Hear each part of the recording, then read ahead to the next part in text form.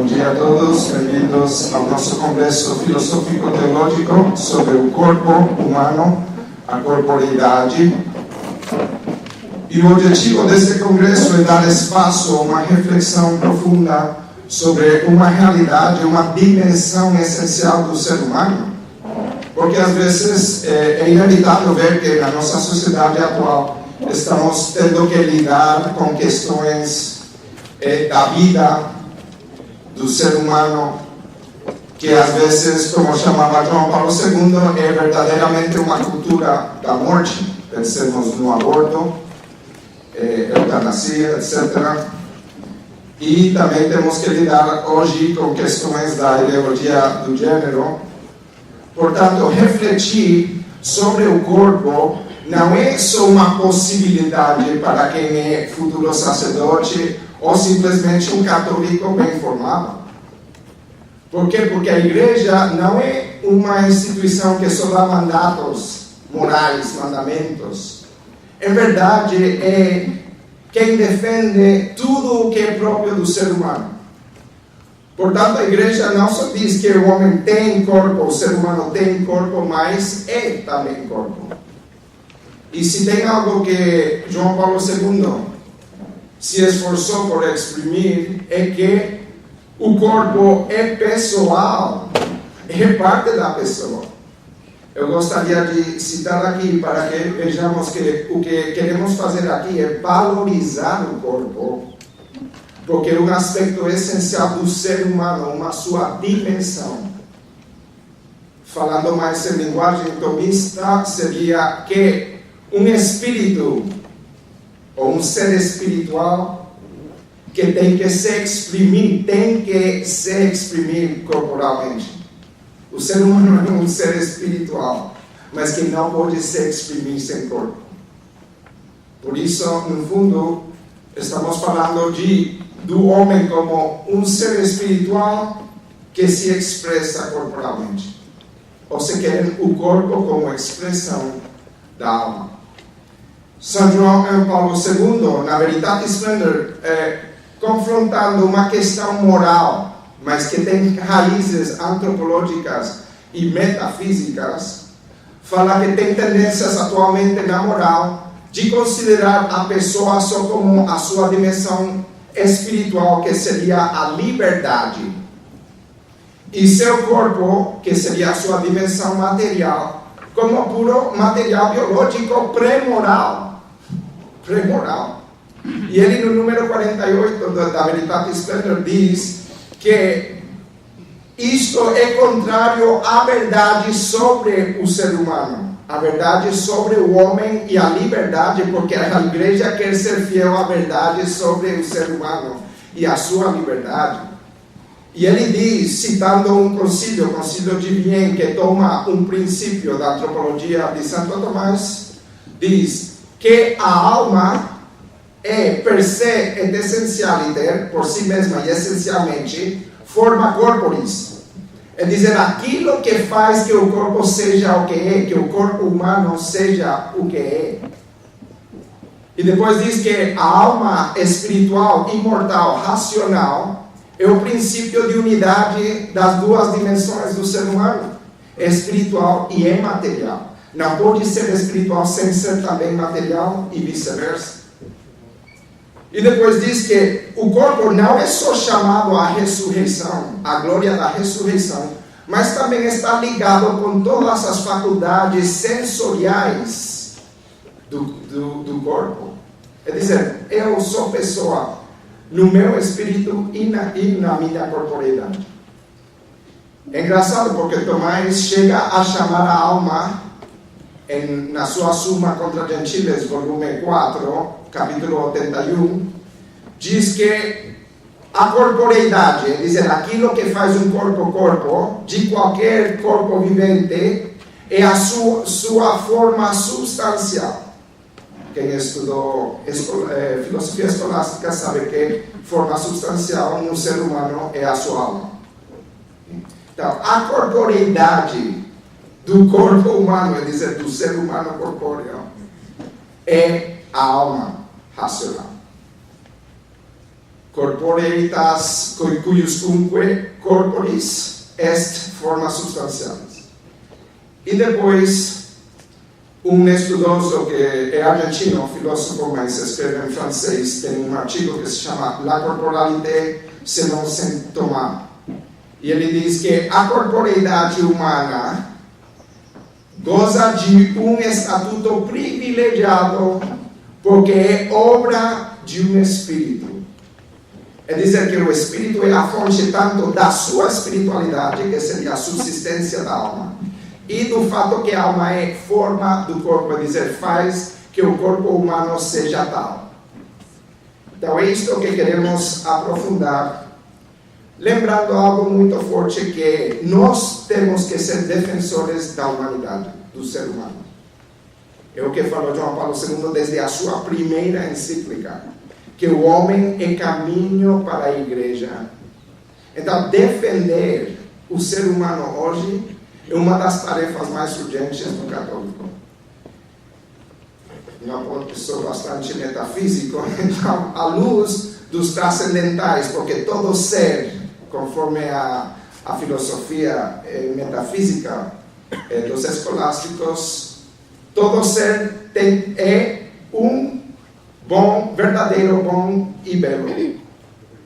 Se nós queremos saber, porque é importante saber como deve agir o homem, que bem deve procurar para ser bom, primeiro temos que saber a verdade sobre o homem.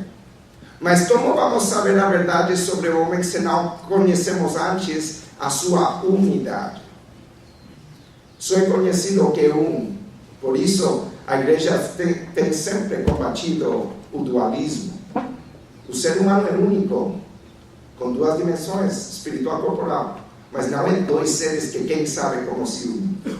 Então, eu espero que a primeira palestra ajude a aprofundar nisto. Já darei uma introdução às diversas palestras.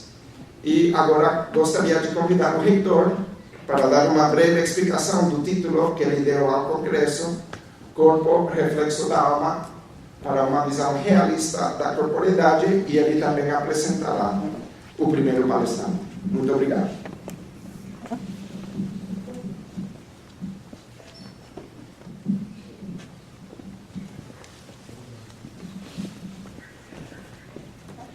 Bom dia a todos. Com grande satisfação que hoje dou as boas-vindas a este novo congresso acadêmico do Seminário Maior de Telepesi. A cada ano, o seminário, como instituição educativa, vem realizando iniciativas deste tipo que possam impulsionar a vida e o trabalho intelectual de nossa comunidade acadêmica e, ao mesmo tempo, sejam uma plataforma para difundir uma corrente de pensamento que está dentro da sociedade, que, por um lado, é multicultural, mas, ao mesmo tempo, é falta de referenciais sólidos. Poder estar aqui hoje, com mais um congresso acadêmico, é em si mesmo um motivo de grande alegria e gratidão também, pois iniciativas como estas requerem enorme trabalho e colaboração do pessoal docente, dos formadores e também dos alunos. Então, é um trabalho grande, pelo qual sou muito grato a todos que colaboraram para realizar este encontro. Aproveito aqui também para agradecer a presença amiga e parceira das editoriais Loyola e Paulus, assim como também o Cultor de Livros e Igreja, que hoje mais uma vez nos apoiam com a sua presença e nos prestigiam estando aqui. São também um sinal do caráter sério que queremos dar a este tipo de atividades. A realização destes encontros de discussão e intercâmbio de ideias ajuda também ao amadurecimento institucional, pois o intercâmbio enriquece os horizontes de pensamento. Quero aqui aproveitar para agradecer sinceramente a todo o corpo docente que, pelo seu empenho profissional e compromisso intelectual, tem ajudado a que o Mater Ecclesiae possa dar, neste ano, um passo grande e um sonho muito admirado. Há anos vimos trabalhando como instituição acadêmica para conseguir a graça da sede apostólica da filiação de nossos estudos ao Notierneo Pontifício em Roma. E graças a Deus, no 12 de setembro deste ano, recebemos a notícia que nossa candidatura foi aceita e muito provavelmente no próximo ano, quando o seminário completar os seus 18 anos, alcançará então a maturidade acadêmica também como uma instituição afiliada a um Ateneu romano e possa dar títulos pontifícios a seus alunos. Portanto, muito obrigado por todo o esforço, por todo o empenho, por 18 anos de trabalho dedicado que tem feito do Mater Ecclesiae uma instituição que amadura intelectualmente e pode então dar um título reconhecido a seus alunos. Como falei antes, os simpósios querem ser um impulso no aprofundamento de temáticas de interesse que possam ajudar a profundizar os temas candentes e atuais. E este é o caso do nosso congresso de hoje, que tem por título O Corpo Espiritual para uma visão realista da corporeidade. É evidente para todos nós a atualidade deste tema, não só pelas discussões que recentemente todos presenciamos e até a indignação da qual sentimos ante questões que ferem a fé em uma suposta liberdade de expressão, mas que ao mesmo tempo põem foco e luz na questão fundamental. A pessoa humana está em jogo.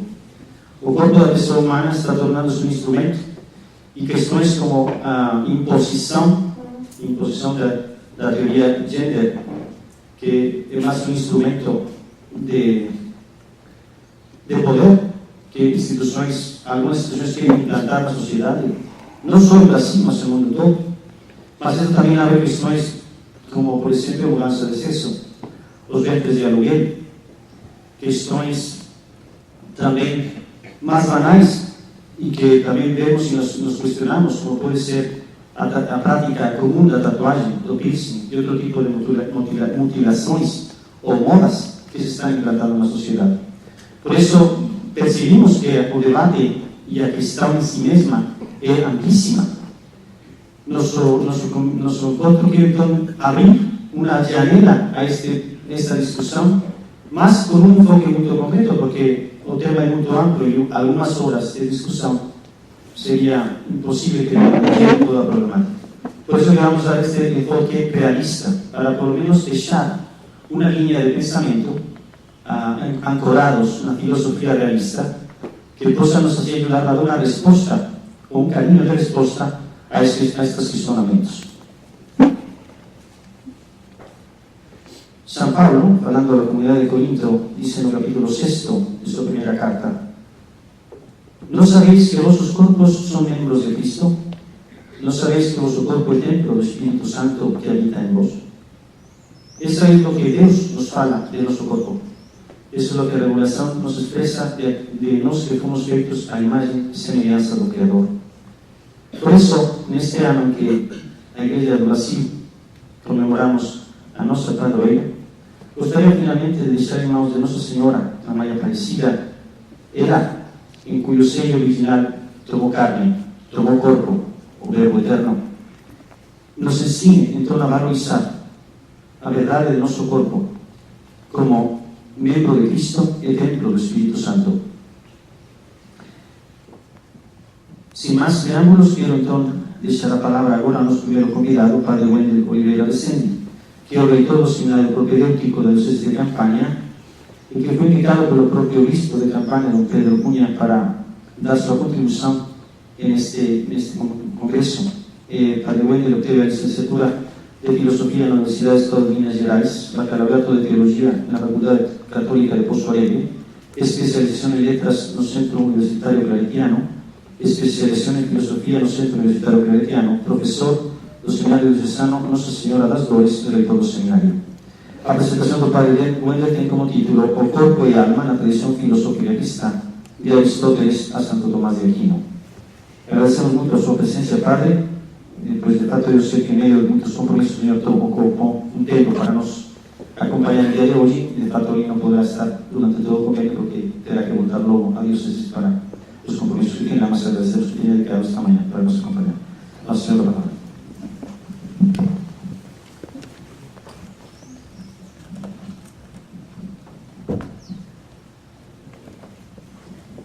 Bom dia a todos.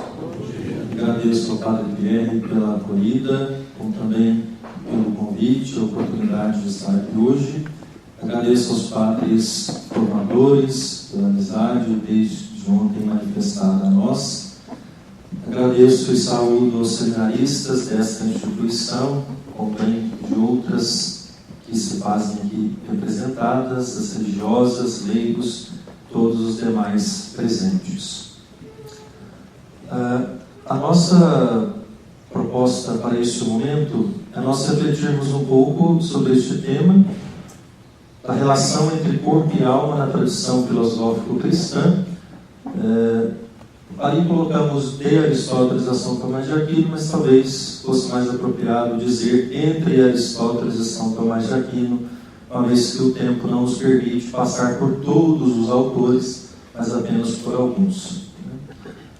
Um pouco da nossa apresentação já foi falado. E então é muito interessante nós pensarmos este tema dentro do sistema de São Tomás de Aquino, até onde nós queremos chegar nesta palestra, sem aprofundar, obviamente, mas o nosso intuito neste primeiro momento é que vocês possam perceber como de fato a doutrina, ou melhor dizendo, a concepção de ser humano que a Igreja possui, que tem suas raízes no pensamento tomásico, como que essa concepção foi sendo formada ou plasmada ao longo dos séculos de reflexão cristã. Essa proposta, ela surge de um trabalho que nós realizamos, chamado Considerandum Est Homine, a teologia tomásica do humano na Suma Teológica, primeira parte, questões 75 e 76, que são, por assim dizer, a porta de entrada da antropologia teológica de São Tomás na Suma Teológica, para aqueles que estão afeitos ao quadro geral da Suma, isso não é novidade, né? E nesse trabalho, nós procuramos estruturar a nossa reflexão a partir de 3 pontos. Primeiro, os antecedentes intelectuais do pensamento tomásico, que são basicamente 3, a filosofia de Aristóteles, o ideário bíblico judaico-cristão e a teologia patrística e proto-escolástica, o que dá já muito pano para a manga, né, como nós costumamos dizer. Na segunda parte desse trabalho, nós realizamos uma exegese mesmo, cuidadosa, minuciosa, das 2 questões da Suma, todos os seus artigos. Foi um trabalho bem exigente e demorado, é onde, de fato, São Tomás define o ser humano como composto de corpo e alma, e é onde ele explicita como se dá, de fato, essa relação entre esses 2 elementos. Não é apenas um aglomerado de partes, mas é muito mais do que isso.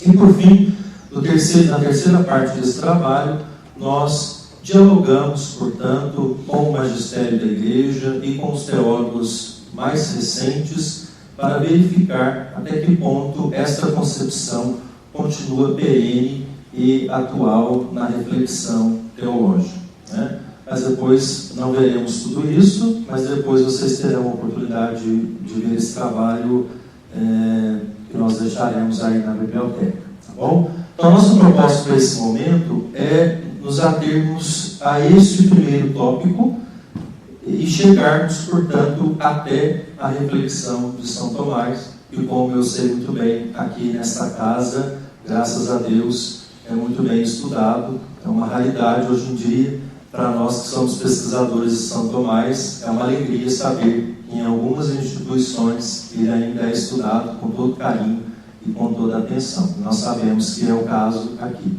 né? Bom, nosso percurso, nós faremos uma breve introdução, veremos alguns aspectos históricos da reflexão sobre o ser humano, depois a herança aristotélica, a inspiração bíblico-judaico-cristã, a influência da patrística de orientação platônica, vendo os padres apostólicos, apologistas, antignósticos e africanos, alexandrinos, capadócios, antioquenos e latinos. Agostinho, alguns embates originados na escolástica, os acadêmicos da primeira escolástica, Boaventura, até chegarmos em São Tomás. Claro, em linhas bastante gerais, veremos como que de fato essa discussão foi sendo desenvolvida ao longo dos séculos. Tá bom? Em nossa nossa pesquisa, nós partimos do pressuposto de que nós vivemos uma crise civilizacional. Nenhum de nós tem dúvida disso, né? E o padre responsável pela dimensão intelectual já apontou aqui de maneira brilhante as linhas mais marcantes desta crise, né? Obviamente, esse contexto todo nos leva a ter um questionamento da concepção unitária do ser humano. Se temos uma crise baseada no pressuposto do relativismo ético, moral, científico, teológico, filosófico, é óbvio que qualquer verdade acerca do ser humano precisa ser colocada de lado, né? Só que dessa maneira, devido a esse contexto de ampla relativização, de ampla fragmentação das concepções filosóficas e também teológicas, nós corremos o risco de ter essa incapacidade de sintetizar conceitualmente essa pluralidade de informações que nós temos acerca, não apenas do ser humano, mas da realidade como um todo. Mas como o nosso tema aqui é o ser humano, nós nos voltaremos a ele. E segundo alguns teólogos, isso nos leva ao perigo de ter uma vivência intelectual esquizofrênica. Não somos capazes mais de chegar a uma concepção unitária de ser humano e também de outras tantas realidades estudadas pela razão humana. Portanto, para nós que seguimos essa tradição realista, poderíamos dizer aristotélico-tomista, é necessário buscar na sabedoria dos antigos justamente novos caminhos para essa superação atual da fragmentação do ser humano, né? Que tantas correntes de pensamento tentam a todo custo incutir em nossa mente e também nos ambientes formativos, nos 4 cantos do mundo, né? E aí então nós desejamos, com esse trabalho, voltar àquela concepção integradora e unitária do ser humano como proposto por São Tomás de Aquino, de modo particular nas questões 75 e 76 da primeira parte da Suma Teológica, que são, como eu disse, a porta de entrada para a sua antropologia teológica dentro do esquema da Suma Teológica. Tá bom? E é por isso, então, que nós precisamos entender quais foram os substratos intelectuais sobre os quais São Tomás se apoiou para chegar à sua concepção tão unitária, tão integradora e tão inovadora na história do pensamento filosófico cristão, né? Esses 3 substratos são a filosofia aristotélica, o ideário bíblico judaico-cristão e a teologia patrística e escolástica, podemos dizer proto-escolástica, né? Em primeiro lugar, precisamos, ao pensar esses aspectos históricos da definição de ser humano, precisamos nos lembrar que o ser humano supera qualquer possibilidade de reducionismo, né, e de imanentismo conceitual, que procura limitá-lo a uma definição como se ele fosse um objeto. Isso é muito claro para todos nós. O ser humano é, antes de mais nada, um composto, mas aqui precisamos entender o composto muito mais, como eu já disse, do que um mero aglomerado de partes. É um composto no sentido tomásico do termo, um compósito. Tomás não diz que o ser humano tem um corpo, tem uma alma, como lembrava o padre aqui no início do evento. Ele é um corpo animado por uma alma. É uma alma animando um corpo. Animar tem aqui o sentido preciso e técnico de informar, de ser a forma interior que faz ser, viver e agir. Com isso, dirá Tomás que a alma é, de fato, a forma do corpo. O cardeal Miller nos alerta para o risco do materialismo, do consumismo, do progresso ilimitado e do ceticismo, que, por sua vez, são as correntes principais responsáveis por essa relativização de valores e por essa fragmentação do ser humano. em dimensões ou em partes, ou ainda retirando desse composto de corpo e alma do ser humano a sua definição, dizendo que cada um pode se definir da maneira como achar melhor ou como se sentir melhor. Portanto, é necessário para nós, se partimos do pressuposto de uma filosofia realista, aristotélico-tomista, compreender a origem transcendente do ser humano e o seu destino sobrenatural.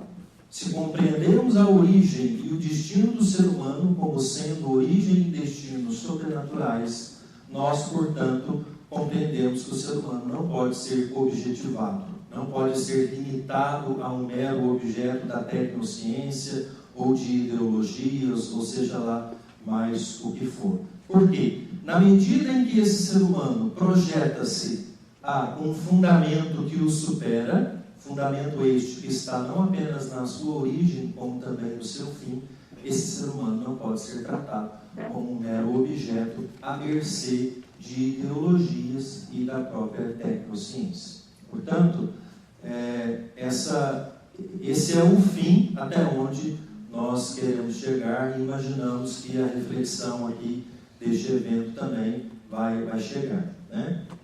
Mas o cardeal Miller nos alerta que essa clareza conceitual que hoje nós temos a oportunidade de ter, isso nem sempre existiu de maneira muito lúcida na reflexão filosófico-cristã. Alguns exemplos que nós temos, vejam bem.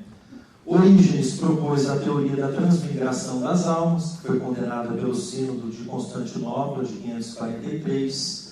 A queda das almas no mundo corporal por causa do pecado, condenada pelo Sínodo de Braga de 561. Plotino e a sua tese da pluralidade das almas do ser humano foi condenada pelo Quarto Concílio de Constantinopla de 870. Pedro de João Olivier e o princípio material da alma, que seria um princípio anterior ao corpo, ao qual a alma se uniria primeiro para depois se unir ao corpo. Isso foi condenado pelo Concílio de Viena, de 1312. Pietro Pomponazzi e a unidade da alma racional humana, já condenado no Quinto Concílio de Latrão, em 1513, já na Idade Moderna. E na contemporaneidade, Darwin e a evolução das espécies foram reinterpretados pelo Papa Pio XII ao afirmar que o corpo evoluiu, mas que a alma é princípio de individuação criado imediatamente por Deus. Diante disso, meus irmãos, nós podemos reconhecer que essa discussão acerca da definição de ser humano, ela nunca foi uma discussão muito tranquila, como não continua a ser até os nossos dias. É por isso que nós, portanto, pretendemos passear um pouco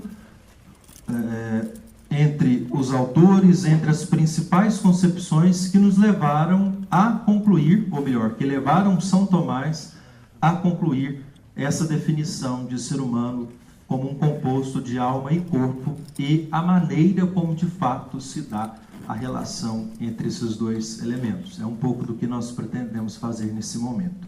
O primeiro substrato sobre o qual São Tomás se apoiou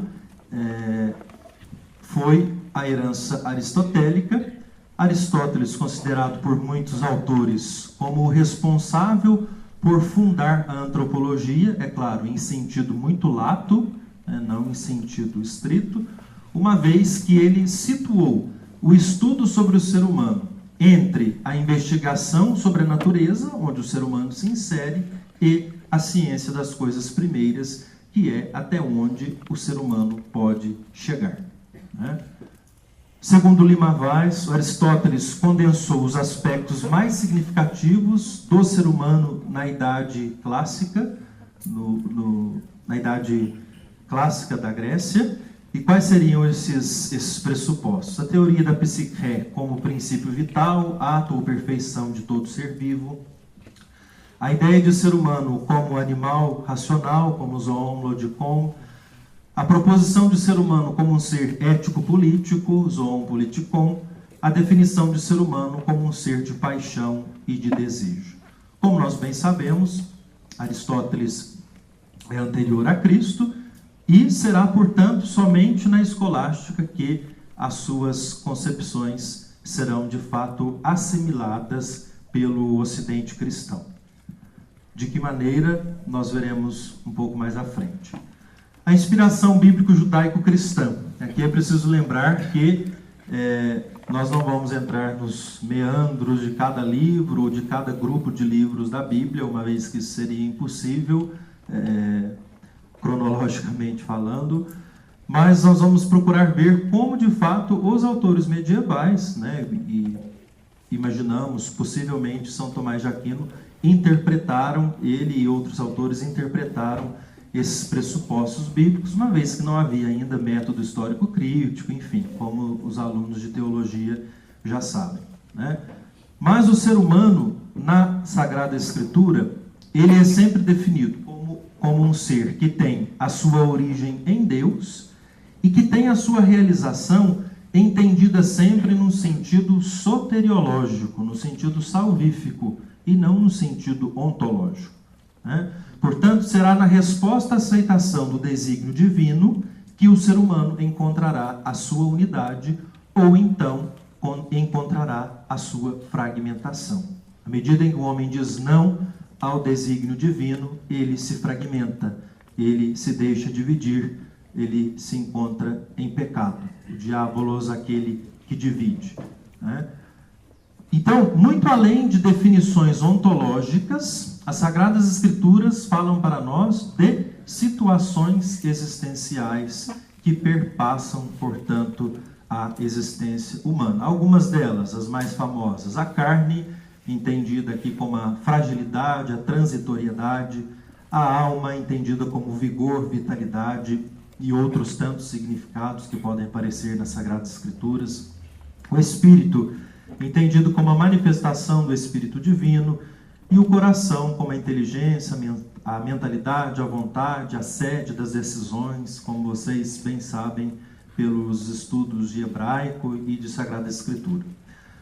É preciso entender também que aquelas antíteses paulinas, corpo, alma, animal e espiritual, elas são muito mais imperativos morais dirigidos às comunidades cristãs fundadas por Paulo do que propriamente definições ontológicas. Talvez Paulo não quisesse tanto fazer filosofia ao definir esses pares antitéticos, mas muito mais dirigir apelos morais às comunidades. De que maneira isso vai ser interpretado pela tradição, talvez a gente tenha de verificar mais à frente. Depois, a influência patrística de orientação platônica.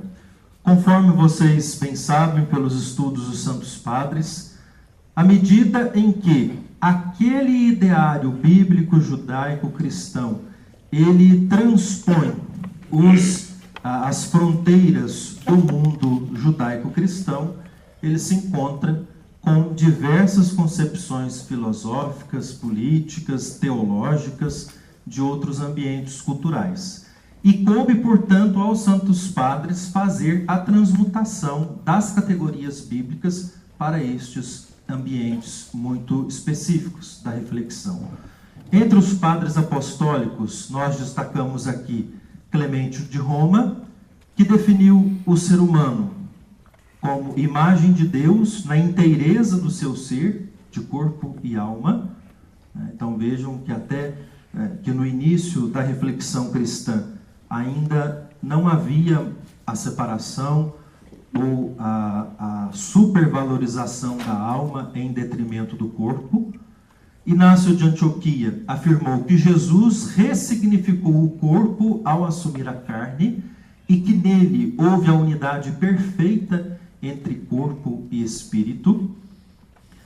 Depois, a partir do século II, com os padres apologistas, nós temos, com Justino Mártir, uma atenção toda especial ao corpo, e chega Justino a afirmar que o que diferencia de fato o ser humano dos demais animais é o corpo, e não tanto a alma, uma vez que é o corpo que vai permitir ao homem comunicar-se com Deus. Vejam que afirmação forte de Justino.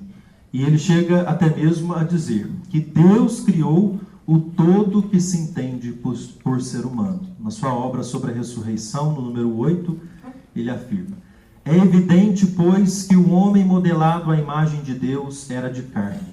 Então, que absurdo pretender que seja desprezível, sem nenhum mérito, a carne modelada por Deus segundo sua própria imagem. E aqui nós vemos, de fato, o quanto a visão de Justino sobre o corpo é uma visão bastante positiva, né? Depois, Tassiano afirma que a alma humana não poderia manifestar-se sem o corpo, nem ressuscitar sem ele. Teófilo de Antioquia defende que, na medida em que o homem é obediente a Deus, ele encontra a imortalidade, a sua imortalidade. Na medida em que ele é desobediente, ele encontra a morte eterna. E Atenágoras afirma que cada ser humano traz a imagem do Criador em si. Esta imagem estaria limitada à sua razão e à possibilidade de permanecer para a vida eterna, que obviamente está na alma e não no corpo.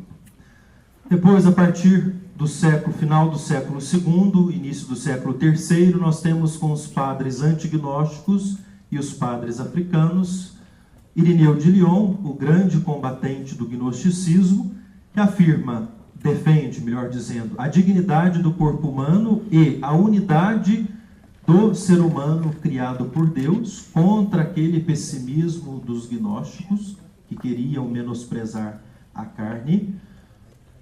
Irineu afirma que o composto de corpo e alma, quando recebe o Espírito de Deus, que não é, por sua vez, um elemento do próprio ser humano, mas é algo do próprio Deus, ele forma, portanto, o homem espiritual. Irineu faz aquela belíssima comparação, ou melhor, aquela belíssima afirmação da recapitulação de Adão por Cristo, ao fazer essa comparação. E como a substância de Adão, o primeiro homem plasmado, foi tirada da terra simples e ainda virgem, e foi modelado pela mão de Deus, isto é, pelo Verbo de Deus, assim o Verbo que recapitula em si Adão, recebeu de Maria, ainda virgem, a geração da recapitulação de Adão. Se o primeiro homem foi plasmado daquela terra simples e ainda virgem, o Cristo que recapitulou esse primeiro homem foi, portanto, formado, recebeu de Maria, ainda virgem, a sua carne, né? Sendo assim, Deus traçou no composto humano o seu próprio perfil. E é por isso que Irineu afirma que o ser humano possui uma forma divina, que é a sua própria alma. Tertuliano de Cartago afirma que o ser humano é primeiramente corpo, porque é neste corpo que Deus infundiu o seu sopro de vida, a partir do propósito do Verbo de Deus. Ele faz essa afirmação contra os marcionistas. E com os padres alexandrinos, a segunda metade do século II, aqui sim, meus irmãos, nós começamos a ter aquela sutil separação entre corpo e alma. Em primeiro lugar, com Clemente de Alexandria, que afirma que o corpo é bom, pois foi criado por Deus, então ele não é genuinamente ruim, mas ele destina-se à poeira de onde veio. A alma, por sua vez, também pode se corromper quando a sua parte superior, a nous, não domina a sua parte irracional, né? Depois de Clemente, nós chegamos a Orígenes, que foi quem de fato realizou, podemos dizer, a grande separação entre corpo e alma e acabou legando para a reflexão posterior este ideário tão pessimista em relação ao corpo, né? Segundo alguns autores, Orígenes, ao conjugar a antropologia bíblica com a filosofia platônica, ele, portanto, deixou inúmeras ressalvas em relação ao corpo. As almas, segundo ele, teriam sido criadas antes mesmo do mundo material, teriam sido criadas de maneira simultânea e igual. Todas foram criadas ao mesmo tempo. Antes da encarnação, elas teriam um corpo etéreo, pneumatológico e resplandecente, e o pecado teria feito, portanto, com que essas almas decaíssem no mundo material e tivessem de se unir à alma inferior e ao corpo. Né? E é aqui, portanto, é com Orígenes que inicia-se na reflexão filosófico-cristã esta ideia de que a carne pode ser ligada diretamente ao pecado. E diz Dom Ladária, que é o atual prefeito da Congregação para a Doutrina da Fé, que, ainda que essas teses tão extremas de Orígenes, a preexistência das almas, a queda original no mundo anterior ao nosso, não tenham sido aceitas, quer dizer, a doutrina oficial da Igreja nunca aceitou. Porém, a influência do grande alexandrino se fez sentir ao longo de toda a história. Né? Não há como negar isso.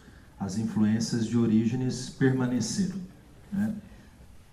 Atanásio, contra os arianos, defendeu que o ser humano é a imagem de Deus por graça, enquanto o filho o é por natureza, algo também bem caro à teologia. E com os padres capadócios do século IV, nós temos o destaque aí de Gregório de Nissa, que afirmou que o ser humano é a última das criaturas, reflexo da imagem divina, e as sinais de dignidade do corpo humano, segundo Gregório, estariam na sua posição ereta, no seu olhar para o alto e na sua linguagem e inteligência, na sua capacidade, de fato, de relacionar-se com Deus e com o outro. Também no século IV, nós temos entre os padres antioquenos, Teodoro de Mopsuestia, que afirmou que o corpo pertence à condição de imagem de Deus, pois esta imagem é o próprio Filho de Deus encarnado.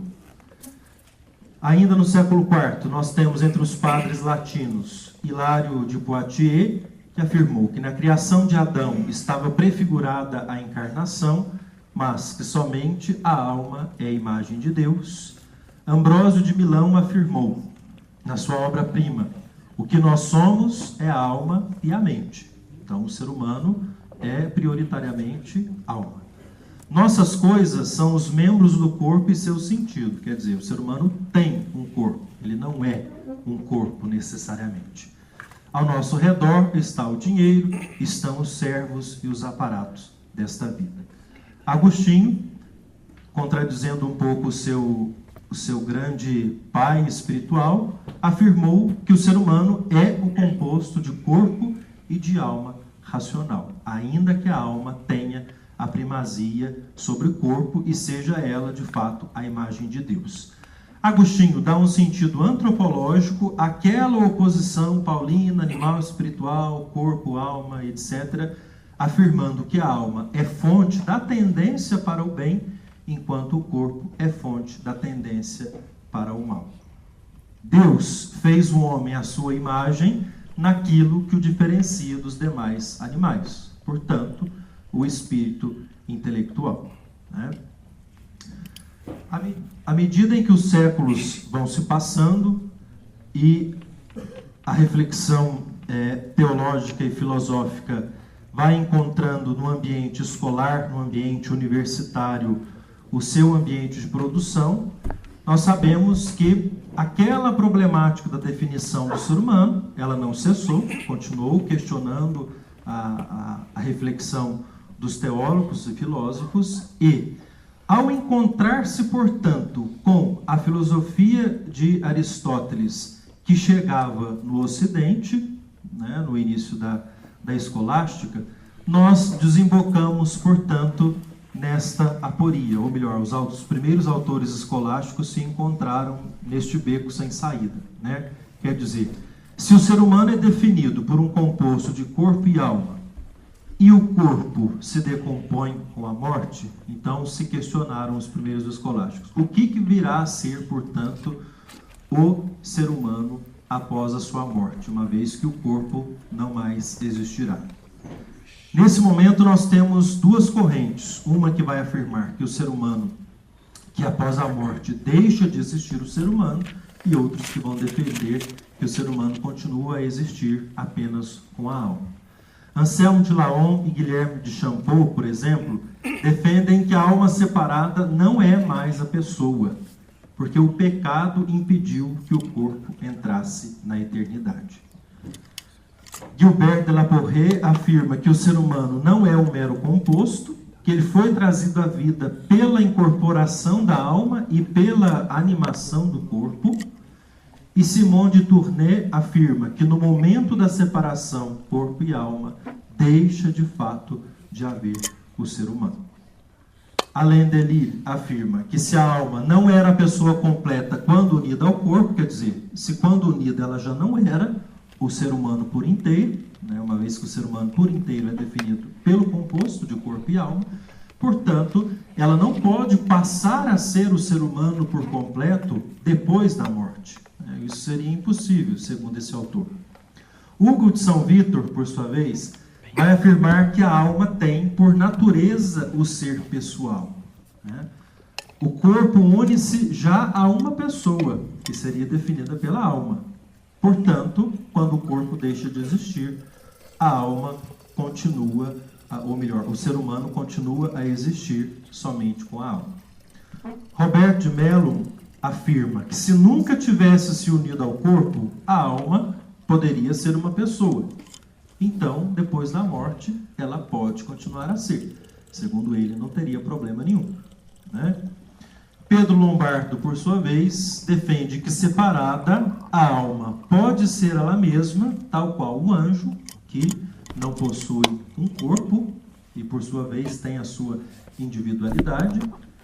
Guilherme d'Auxerre afirma que a alma é forma do corpo, né? Então aqui nós já temos um germe daquela afirmação que depois São Tomás retomaria, da alma como forma corporis.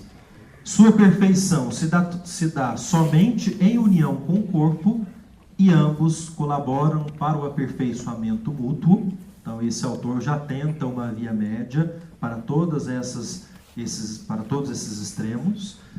E por fim, Boaventura, o grande São Boaventura, afirma, retomando Agostinho, que o ser humano possui uma natureza composta, corpórea e incorpórea, que alma e corpo são substâncias complementares, com desejo de se unir.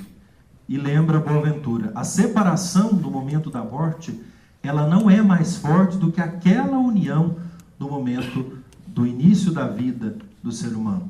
Portanto, né, nós devemos valorizar muito mais a união do que a separação, segundo Boaventura. Né? Só que ele afirma algo bastante complicado, que é a tese da pluralidade de formas no ser humano, contra a qual São Tomás vai se colocar arduamente. Então, dessa maneira, meus irmãos, nós esperamos que até aqui, né, nós tenhamos conseguido mostrar em linhas bastante gerais, é claro, de maneira bastante limitada, como o embate sobre a definição de um ser humano como um composto de corpo e alma, como esse embate foi bastante árduo. E como ele ainda não terminou, né, até os nossos dias. Mas, no âmbito da doutrina cristã, ou da reflexão filosófico-cristã, nós já tivemos uma resposta satisfatória, que foi essa resposta dada por São Tomás. De que maneira São Tomás conjugou tudo isso, né, em linhas bastante gerais também. São Tomás deu, pois, forte ênfase à unidade do ser humano, servindo-se bastante da filosofia aristotélica, mas modificando-a, como já citou o padre antes do início da nossa colocação. Grande parte da tradição platônico-agostiniana foi igualmente acolhida pelas instituições que salvaguardam a primazia do elemento espiritual do homem. Então, São Tomás não negou a primazia do espiritual. Porém, unidade do ser humano, sem que ele se perca neste mundo como um ser mundano. Esses são os dois pilares da antropologia de São Tomás. Então, é um ser espiritual, é um ser uno, que por sua vez não se perde no reducionismo das concepções imanentistas deste mundo. É nesse aspecto que dizíamos que sua visão se aproximava das da Bíblia e dos primeiros autores cristãos, bem mais que das de muitos de seus predecessores. Então, Dom Ladaria defende que essa concepção unitária do ser humano, que São Tomás nos apresenta, ela tem muito mais de Sagradas Escrituras e de primeiros santos padres do que propriamente de Aristóteles. Vejam que interessante essa afirmação que Dom Ladaria faz para nós. Muitas vezes a gente pensa que São Tomás foi apenas um intérprete de Aristóteles, e sabemos que não é bem assim. Apesar de tudo, diferentemente dos primeiros padres, o sentido cristológico da definição do homem e, portanto, da visão da imagem de Deus praticamente desapareceu. Houve certa transposição, determinada pelo desejo de explicar o que é a natureza do homem, considerada nela mesma, embora em Santo Tomás essa visão esteja ainda inscrita no horizonte do mistério de Cristo. É uma crítica que alguns teólogos fazem a essa visão de São Tomás, que ela teria se diferenciado um pouco dos primeiros padres, na medida em que ela é pouco cristológica, voltada mais para a natureza do ser humano, de fato, para a definição do ser humano. Mas, segundo Dom Ladaria, isso não diminui em nada o mérito dessa concepção tomásica, né? E afirma, portanto, o Turrel, Jean-Pierre Turrel, que é um grande estudioso de São Tomás também. Em face de toda concepção espiritualizante do ser humano, que corre o risco de tomar o corpo como uma quantidade negligenciável, né, o que para São Tomás não faz sentido, afirma Turrel, o sólido realismo de Tomás de Aquino o faz afirmar tranquilamente que o homem é um sendo corporal e que sem o corpo não há mais homem. A alma não está unida ao corpo para espiritualizá-lo, mas porque tem necessidade também do corpo. Pois sem o corpo, a alma não poderia se entregar à sua operação mais nobre, a intelecção. Enfim, como o próprio São Tomás afirmou, sendo a alma uma parte da natureza humana, ela só possui sua perfeição natural em união com o corpo. Por isso, não seria conveniente que fosse criada sem ele, sem este mesmo corpo.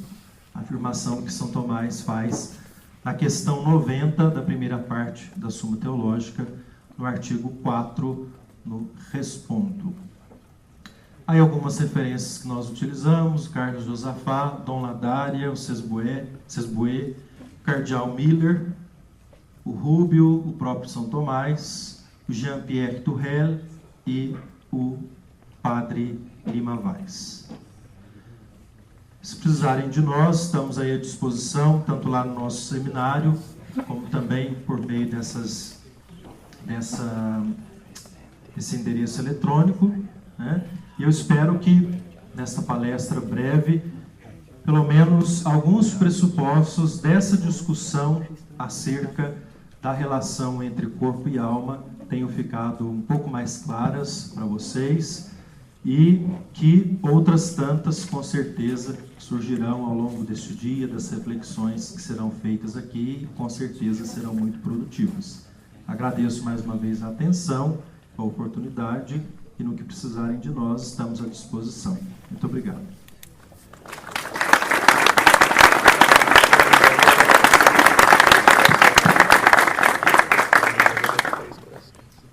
Muito obrigado, Padre, por esta visão histórica importante, porque às vezes, infelizmente, não vivendo nos tempos destes pensadores, se tende a reduzir muito o que se sabe deles. Sabemos que são dois grandes na nossa fé que ajudam a fazer algo importante. Se pode dizer que os grandes filósofos que ajudam a entender melhor a nossa fé são tanto Platão quanto Aristóteles. Porque ir a um se espiritualiza demais, com o outro se pode cair num materialismo, por assim dizer. Então, Tomás não é que começa a estudar Aristóteles só porque é uma novidade. E às vezes esquecemos que filósofos como Boaventura, Santo Tomás, eram inovadores fortes.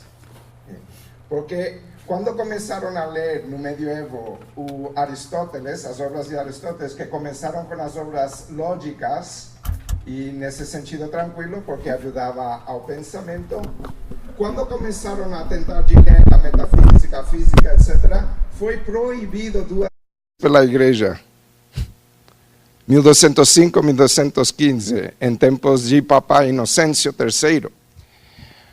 Então, Santo Tomás já aos 20 anos tinha lido todas as obras e algumas ele procurou um tradutor para traduzir do grego ao latim. Não é que ele não sabia grego, mas preferia o latim. E ele que encontrou em Aristóteles uma instrumentação necessária para continuar a defesa do homem, estando as coisas como estavam, porque já a filosofia neoplatônica agustiniana estava, de algum modo, esgotando-se ante esta questão. Não perdendo força em si, mas diante a questão da unidade da pessoa humana. Tomás de Aquino também foi um dos grandes professores da universidade que hoje chamamos de Sorbonne, em Paris, era a Universidade de Paris, e tinha a Faculdade das Artes, que ia virar a Faculdade de Filosofia. Só que tinha aí, como sempre, os primeiros professores jovens começam a se achar um pouco e enfatizar coisas mais do que é necessário. E começaram a falar de duas verdades, a verdade filosófica e a verdade teológica, como se pudesse ter uma verdade teológica e uma filosófica contrária àquela. Se chamava Sigério de Brabante. E já velhinho, porque já ao final da vida, já a segunda vez que era professor na Sorbona, Tomás faz uma das obras mais maravilhosas de exegese de ânima de Aristóteles, que se chama De Unitate Intellectus contra Averroístas Parisienses. Porque tem dois perigos no medievo que vamos ver na seguinte palestra, que são a espiritualização, o homem é espírito e o melhor homem é quem nega a sua corporeidade. E o outro erro que vai vir com os novinhos aristotélicos, a torcida de Aristóteles, por assim dizer, e dos comentadores árabes, que vão reduzir o ser humano a um animal complexo superior a outros animais e de algum modo unido a um único intelecto cósmico. Então, Tomás diz, isto é loucura, porque se o homem não tem seu próprio intelecto individual, então não tem moralidade. Se não tem moralidade, não tem prêmio ao final da vida. E não existe nem o céu, nem o inferno. Então vamos abrir agora a discussão, porque acho que você abriu bastante o apetite, não, para ir refletindo. Então abrimos agora espaço, porque também o título, o cartaz diz que é palestra e debate. Então abrimos a discussão.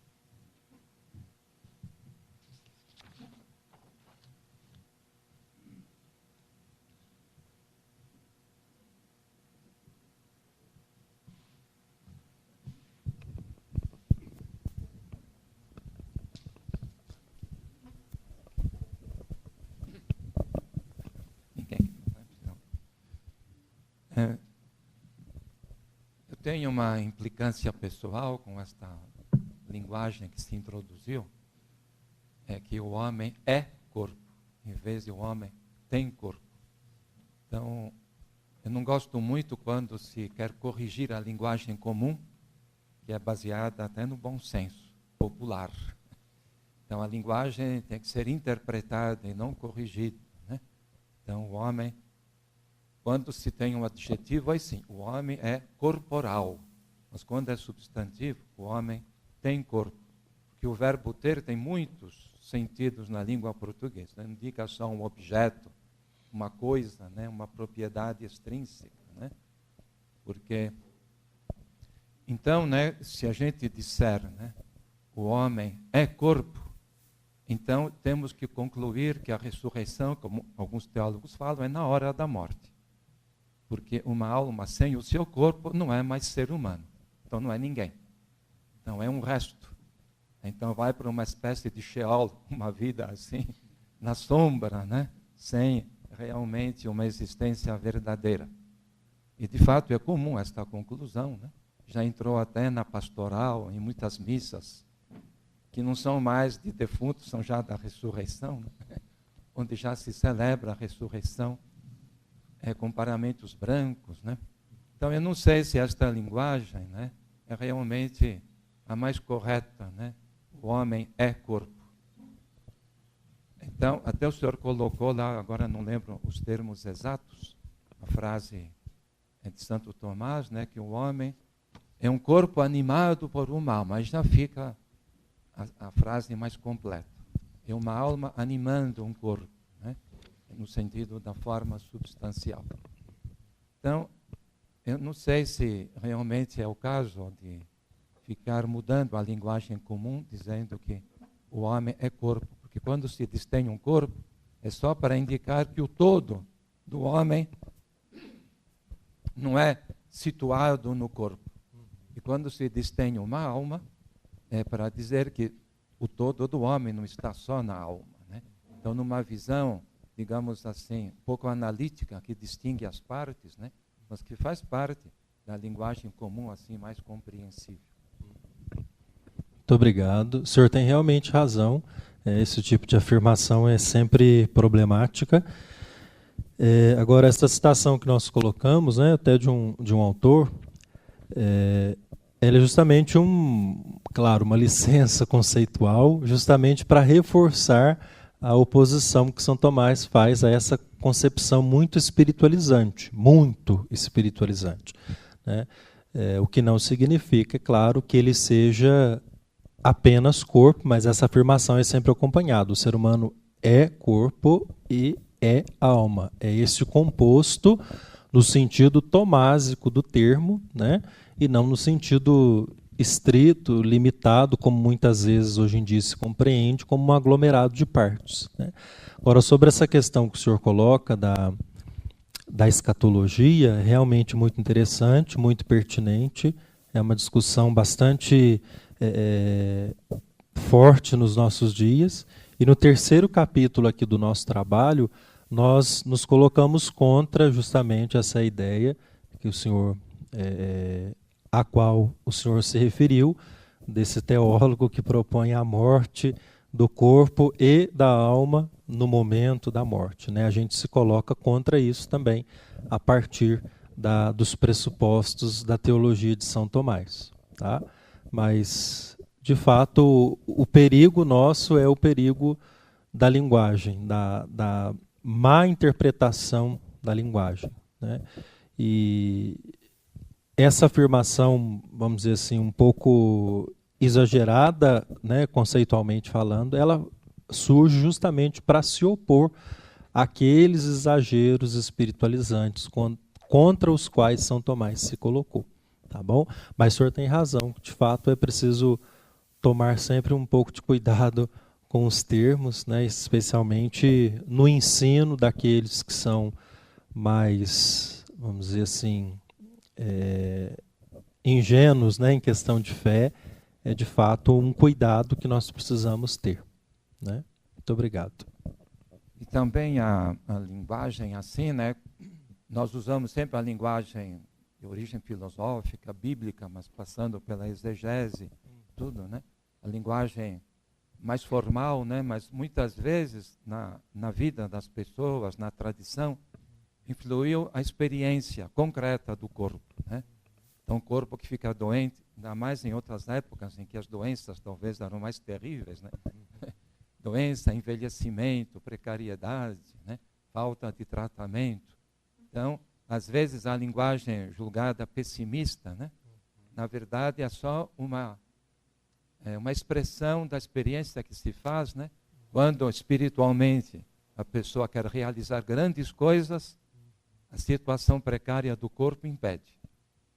Então isso não é, acho que, uma visão estritamente pessimista, mas é uma visão realista, né, sobre a situação concreta do corpo. Porque na filosofia, às vezes, se examinam as naturezas, né, mas não se vê a existência concreta na qual esta natureza se realiza, né? Acho que isso tem que ter presente também. Com certeza, com certeza. Muito obrigado.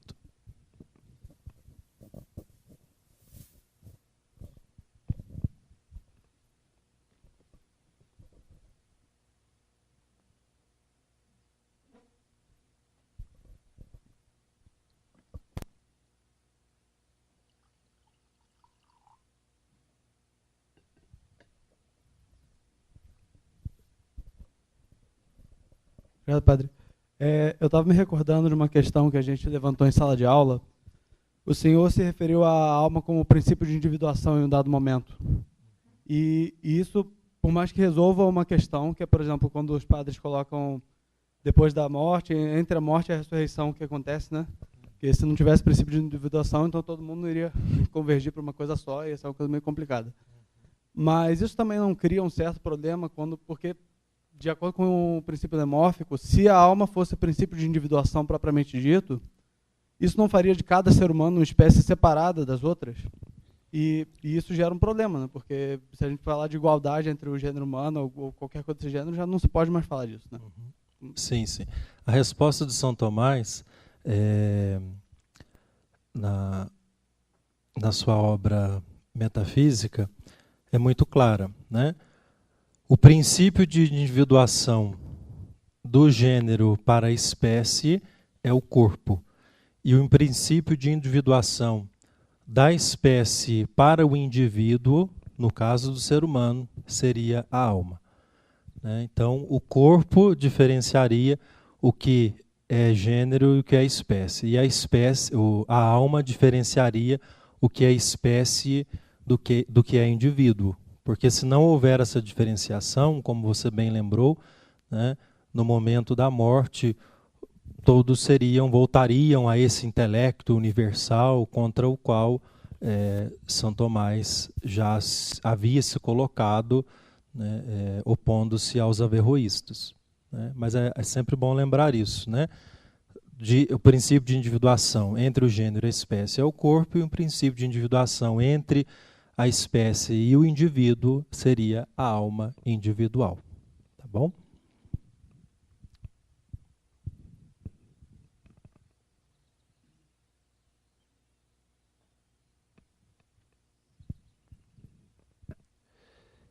E aí a gente deixa um exemplar do nosso trabalho aqui na biblioteca do seminário.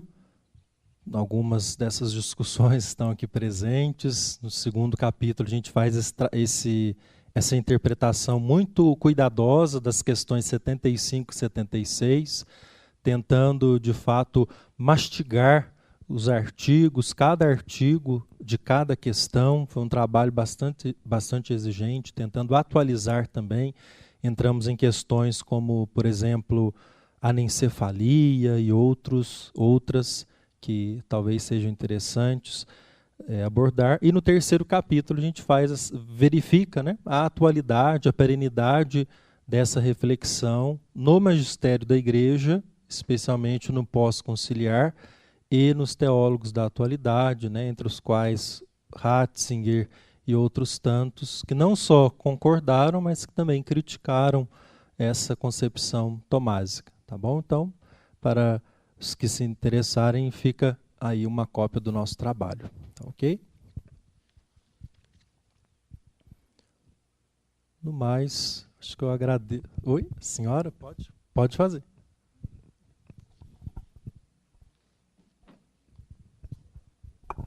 Não sei se o senhor conhece a proposta da antropologia de Edith Stein, em que ela faz um diálogo de Russell pegando a fenomenologia, mas inclusive ela utiliza coisas de Russell, Tomás, e, bom, princípios de individuação de Duns e Scotto.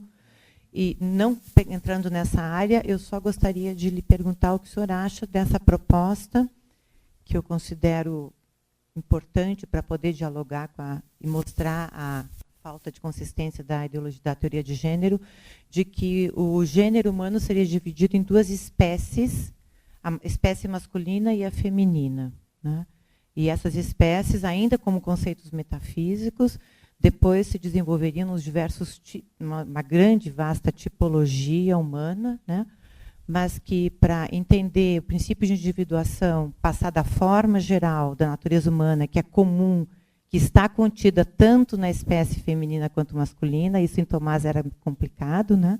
Ele era filho do seu tempo, mas como uma mediação dessa espécie dupla ou dual, que é assim como a tese que propõe a professora Ângela Lesbello, que, passando por essa distinção da espécie, a gente sim pode encontrar uma tipologia diversa, mas que leve sempre em consideração esta identidade, né?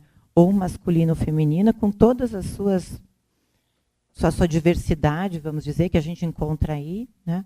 Mas ela utilizou isso para poder dialogar, né, com a... Quer dizer, na época, para dialogar com a questão do sufrágio universal, das mulheres não poder ir para as escolas, estudar a universidade, serem professoras, né, entrar no mercado de trabalho. E, atualmente, a professora Ângela e eu também considero interessante essa ideia de duas espécies. Inclusive, ela não escreve como espécie biológica, ela escreve espécies em latim, se reportando tanto ao conceito de espécie nas investigações lógicas de Tomás, como conceito metafísico cristã. Acho que isso é muito... Gostaria de saber a sua opinião como teólogo. Com certeza, agradeço muito o comentário.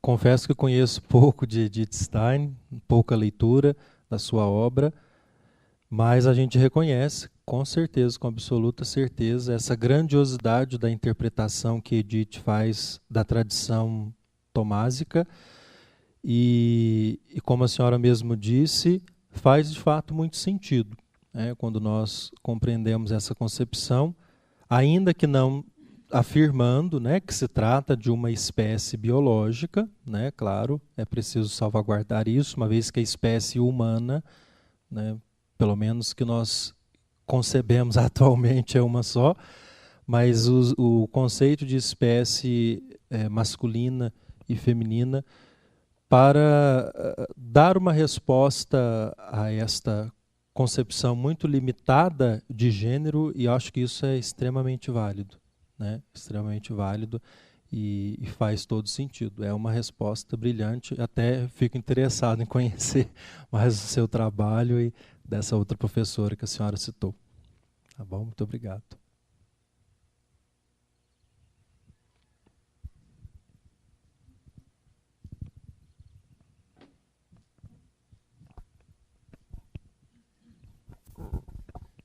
Então, já que o senhor apontou esta, digamos assim, falha de Santo Tomás em relação à patrística, de não incorporar mais o aspecto de Cristo nessa reflexão sobre o corpo, nos seus estudos estão tentando recuperar essa dimensão, né? Entender o corpo humano a partir de uma reflexão sobre o corpo de Cristo, a sua encarnação, os mistérios da sua vida, né? Isso também na espiritualidade foi muito presente, né?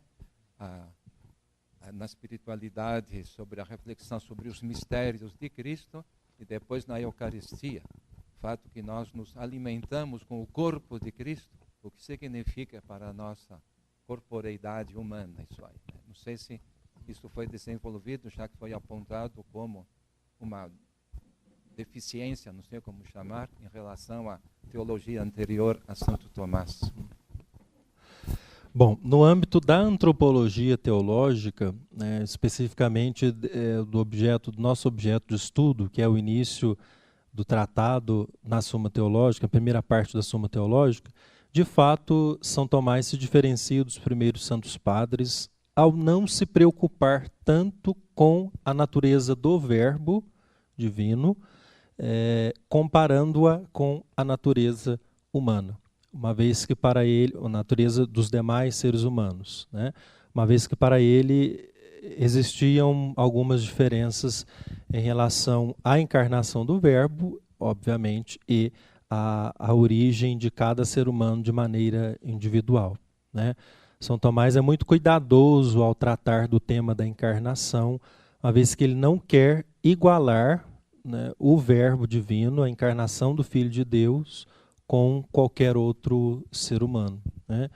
Então, no âmbito da antropologia, ele se preocupa muito mais em definir a natureza humana de maneira, vamos dizer assim, científica, mas científica no sentido lato do termo, não no sentido moderno e pós-moderno, do que propriamente de comparar com a encarnação do Verbo, né? É claro que para a encarnação do Verbo ele vai dedicar inúmeras questões na terceira parte da Suma Teológica, em outras obras, e vai entrar de fato nos meandros da discussão sobre como se deu essa encarnação, enfim, mas não é muito nosso objeto de pesquisa, né?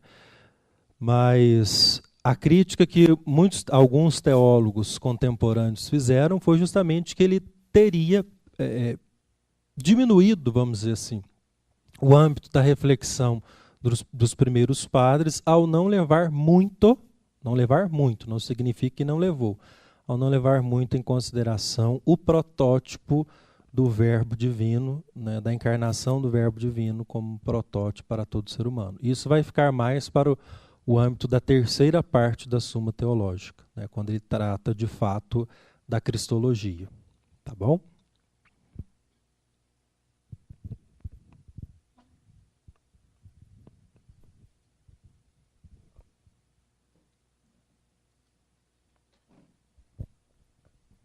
O senhor colocava no começo um pouco da questão sobre a evolução, e é uma questão que de fato é bastante atual, e a partir de uma visão da interpretação materialista e reducionista do homem, do qual o senhor também frisou, São Tomás de Aquino, ao voltar-se para a sua análise do homem, ele já se colocava não a questão sobre a evolução do homem, mas a respeito de algum processo de humanização do homem, porque mais do que um salto quantitativo, teríamos um salto qualitativo.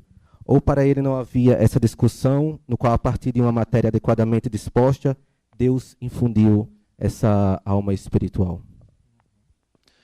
Em relação a isto, São Tomás afirma, me foge aqui agora o artigo de cabeça, da questão 75, mas ele afirma com todas as letras que, como o ser humano não possui, por exemplo, garras ou dentes mais afiados, ou outros instrumentos naturais de que os animais se dispõem para se impor na natureza, né, que a alma humana, obviamente entendida aqui como também racionalidade, o uso da razão, essa alma seria, de fato, vamos dizer assim, um dom de Deus, através do qual o homem pode aperfeiçoar-se e aperfeiçoar também o ambiente no qual ele vive, né? Então, esse salto qualitativo, como você bem diz,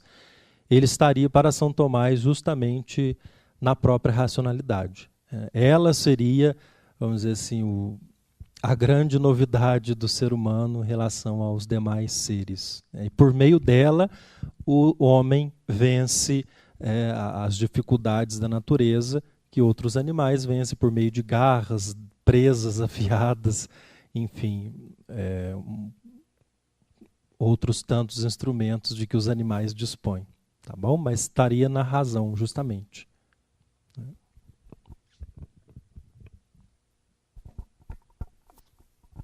Padre, o senhor nos mostrou diversas afirmativas de alguns santos e outras pessoas sobre o ser humano, sobre corpo e alma. Uma coisa me chamou muito a atenção, é uma pergunta que diz: se o ser humano é um composto de corpo e alma, e o corpo se decompõe após sua morte, então o que é o ser humano após sua morte? Isso me chamou muito a atenção. porque me parece que alguns santos eles passaram a questionar afirmações de outros antecedentes e deram uma nova visão. Então, a partir de qual ponto a igreja pode partir hoje para responder essa pergunta? O que é o ser humano após sua morte? No terceiro capítulo aqui do nosso trabalho, nós trabalhamos como essa concepção do ser humano, como essa concepção, tomásica de ser humano, ela foi assimilada pelo catecismo da igreja, é um dos itens do nosso trabalho, né?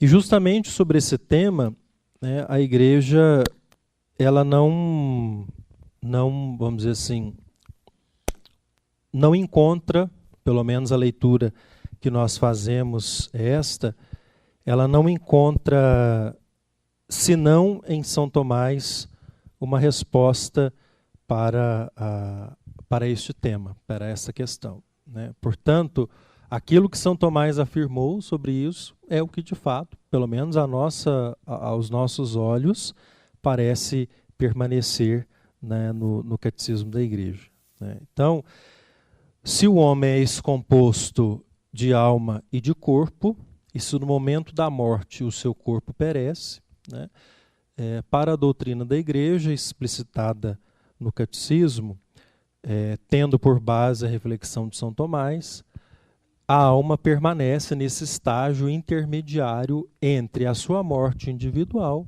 e a ressurreição de todos junto de Deus, né? Então, para a igreja isso não é um problema e nem para São Tomás, né? Então, me parece, a leitura que eu faço, que as duas visões coincidem bastante. Quando acontecer a ressurreição final, então a alma sai desse estágio intermediário e, de fato, alcança a sua plenitude com o seu corpo glorioso, né?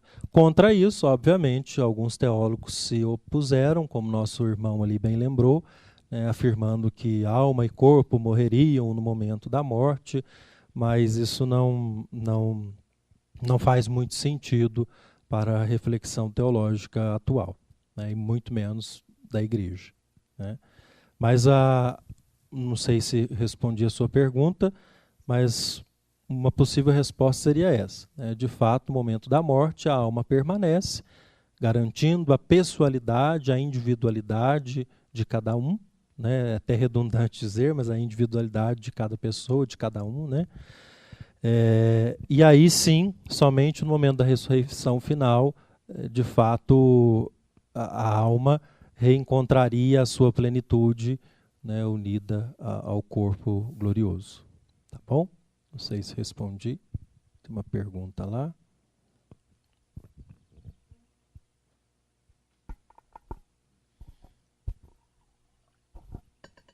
Padre, se o ser humano é um composto, né, de corpo e alma, entende-se que é uma relação harmônica. Então, como que eu posso entender quando o ser humano ele não se aceita? Quando ele é homem, mas ele se acha mulher. Onde está o problema? Está na mente, está no corpo, é biológico? Como a gente pode entender, no mundo que a gente vive, essas questões? Exato, uma boa pergunta, ainda mais entre as discussões que surgem hoje em dia. É preciso entender que para São Tomás e também para a doutrina da igreja, o homem é um ser unitário, é um ser que precisa ser integrado em suas diversas dimensões, né? Não é apenas um ser corporal, como também não é apenas um ser espiritual, né? Dentre essas dimensões todas, que também a reflexão posterior nos ajuda a ter sobre o ser humano, né, existem várias que podem influenciar nesta temática a que você se refere, né? Como você mesmo disse, é biológico, é psicológico, né, é hormonal, como acontece em muitos casos? Não sabemos, é preciso verificar cada caso, né, se é uma questão apenas psicológica, né, se é uma questão apenas de educação na infância, na adolescência, se é uma questão hormonal, uma disfunção hormonal, enfim, se é uma questão de ordem biológica em outro aspecto que não hormonal, né, de fato é preciso verificar a qual questão esse problema pessoal se refere. Agora, o fato de existir essa, vamos chamar de disfunção, sem aqui entrar no mérito de preconceitos nem nada disso, mas vamos chamar de disfunção, o fato de essa disfunção existir não significa que não exista um funcionamento correto, né? Quer dizer, o Catecismo da Igreja diz, o fato de existir um desornamento, uma desordem, melhor dizendo, uma desordem na vivência da sexualidade, não significa que a ordem não seja possível, né? Não é porque existe o errado, e aqui não me entendam no sentido pejorativo, né? Não estou entrando no mérito da questão, o fato de existir o errado não significa, não impede de existir o certo, né? Então, é preciso entender que esse problema realmente diz respeito à pessoa como um todo, mas é preciso buscar onde de fato está o problema, né?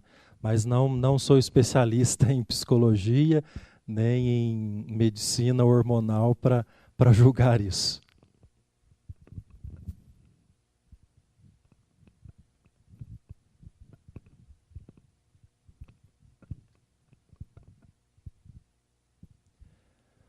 Então, mais uma vez, agradeço a atenção, essa discussão, ainda que limitada da minha parte, mas muito boa da parte de vocês, e espero que a gente possa ter colaborado, pelo menos um pouco, na reflexão que continuará ao longo do dia de hoje. Tá bom? Mais uma vez, muito obrigado.